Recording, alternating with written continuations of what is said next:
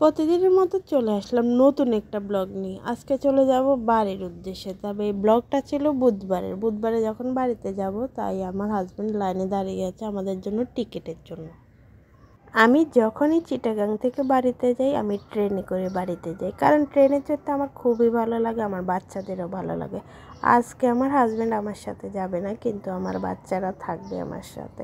তো লাইনে দাঁড়িয়ে আছে টিকিট নেওয়ার জন্য।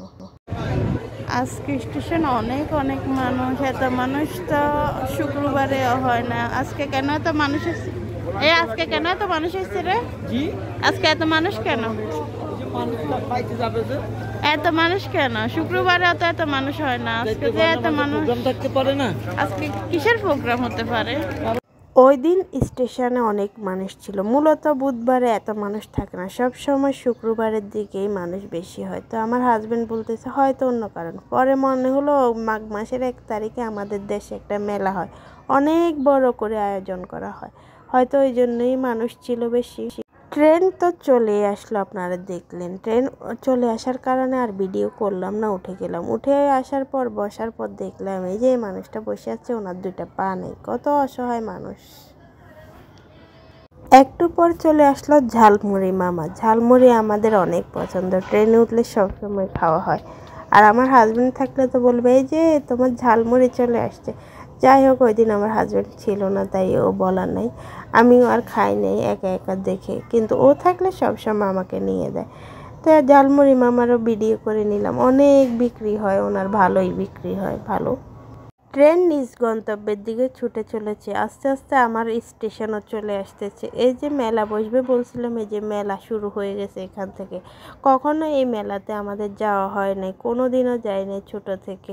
যাই হোক, আজকে তো একটু অবশেষে ট্রেন থেকে নেমেই গেলাম, কিন্তু ট্রেনের থেকে না আমার সময় ভিডিও করে নেই। পরে এক সাইডে দাঁড়িয়ে ভিডিও করতেছি। চোরের ভয় আর মোবাইলটা বের করলাম না আর কি, চোরে যদি টান দিয়ে নিয়ে যায়। একটু হাঁটতেই চোখে পড়লো এই যে বেলুনগুলো বানাচ্ছে। বেলুনগুলো দেখে আমার খুব ভালো লাগে, অনেক পছন্দ করি আমি। আমার হাজব্যান্ড কিনে দেয় না, তো নিজেরও একটু ভিডিও করে নিলাম। একটু দেখেন আমাকে। একটু সামনে তাকাইতে দেখলাম অনেক বেলুন, অনেক খেলনা। আমার ছেলে তো দেখে কান্নাকাটি করতেই আছে, ওকে যাতে আমি বেলুন কিনে দেয়। কি সুন্দর সুন্দর বেলুন, ওয়াও কি সুন্দর, অনেক সুন্দর। এখন যদি এটা সারি দিতে উড়ে যেত, উপরের দিকে চলে যেত। এত সুন্দর মেলা, অনেক সুন্দর না? কখনো আমার এই মেলাটা দেখা হয় নাই। যাই হোক, আজকে বাড়ি এসে আমি দেখতে পেলাম, না হলে তো আমি আজকে এটা মিস করে যেতাম। যেহেতু বাড়িতে একটা অনুষ্ঠান আছে, যেটা বাড়িতে যাচ্ছি, তো এক সুযোগে আমি মেলাটা দেখেই নিলাম, যেহেতু কোনোদিন দেখিনি। ভালোই লাগলো।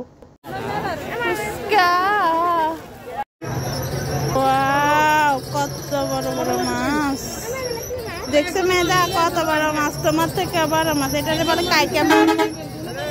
সামনে চলো, এটা কাইকা মাছ